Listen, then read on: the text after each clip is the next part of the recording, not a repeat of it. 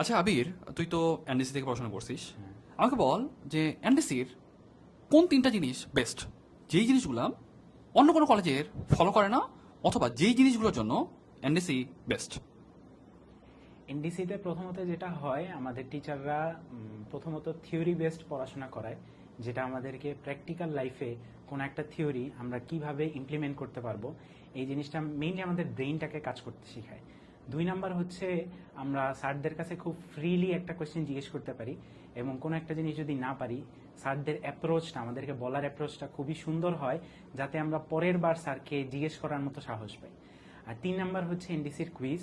সে এনডিসির কুইজের কারণে যেটা হয়, আমরা ছোট একটা সেগমেন্টে, ছোট একটা সিলেবাসের উপর আমরা কন্টিনিউয়াস পরীক্ষা দেওয়ার কারণে কোনো একটা জায়গায়, কোনো একটা টপিকের মধ্যে আমাদের কোন জায়গায় প্রবলেম হচ্ছে, ওটা আমরা পরীক্ষা দেওয়ার সাথে সাথেই টের পাই, যে কারণে আমরা রিকভার করতে পারি।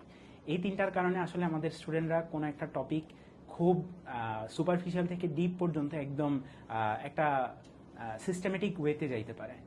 এই তিনটা জিনিস আমি মনে করি এনডিসির মধ্যে একটা ইউনিক জিনিস।